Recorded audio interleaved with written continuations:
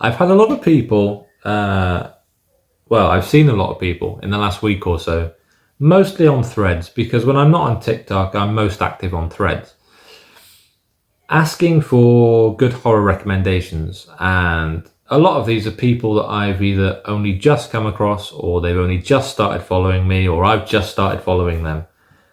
And I can't seem to help but plug this book.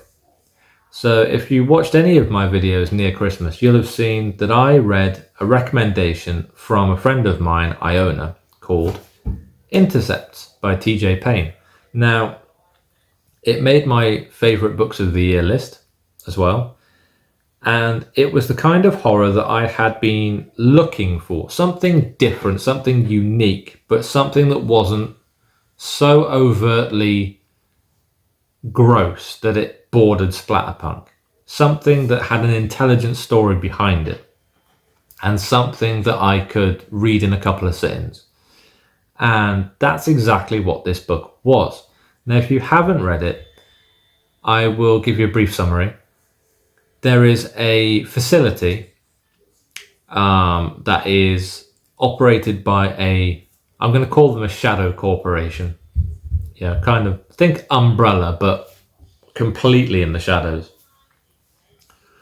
And they have captive humans who they call intercepts. Well, they call them antennas, but they use them for intercepts.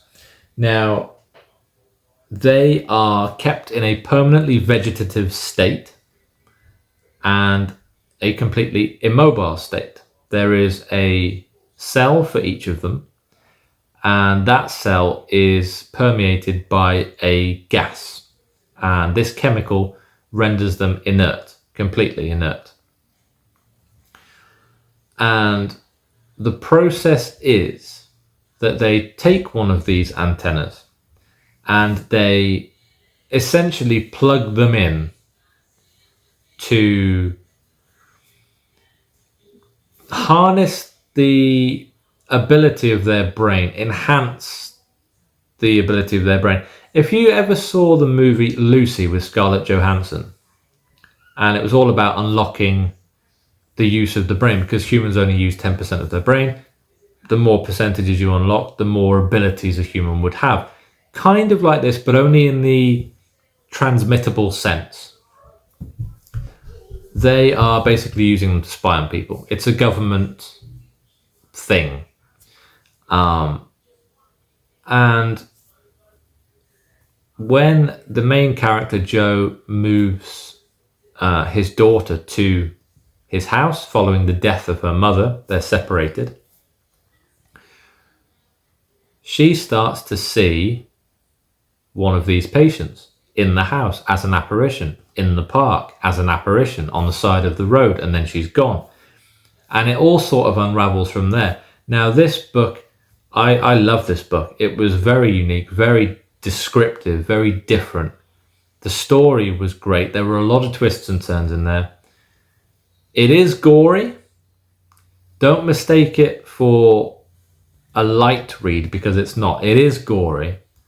There are cases where the patients are clawing their way through people and tearing off their own face just so they can feel something. It is gory. I've seen a lot of reviews about the book that say it's not a horror book. It's a sci-fi or something like that. It's not. It is a horror. It is a horror novel. Just because the horror is perhaps less gory than a more modern, I say a more modern book, but do you know what I mean? What I'm trying to get at? It's not the goriest book. It's gory, but it's not the goriest book. And I think people's expectation of horror these days is either haunted house or splatterpunk, and that's not the case. You know, there's plenty of horror that is psychological. There's plenty of horror that is haunting without being a haunted house. And this is one of those books. It really is. I find it really hard to find good horror books these days because they're lost amongst the dark fantasy or the sci-fi. and they don't have an individual identity. This one does. And I read this not knowing that it was indie. So when I found out it was indie, I was double happy. But if you haven't read this book, I really do encourage you to go and read it. It was on KU. I'm not sure if it still is on KU, but it was on KU.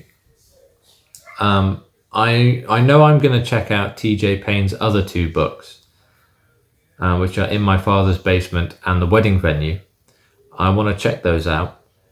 But it just had such a unique vibe to it. And I think the fact that it is the government using technology to get one up on enemies, I think that notion is so incredibly possible in the times that we do live in, that there was an extra level of realness which hyped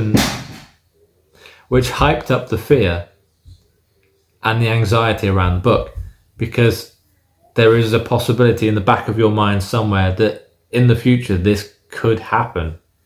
So I got to give it massive kudos for that. I gave it 5 stars, and I really do look forward to reading TJ's other books.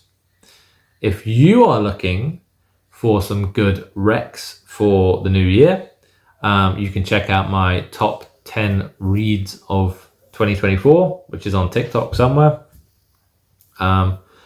I will be doing some more reviews shortly. I'm going to take a week or so off while I try and get this Kindle situation sorted. But yeah, I've got many books that I could rec to you. So just give me a shout if you want to rec. Give me a genre you're looking for, and I'll do my best to hopefully choose your next good read. But until then, I shall see you next time.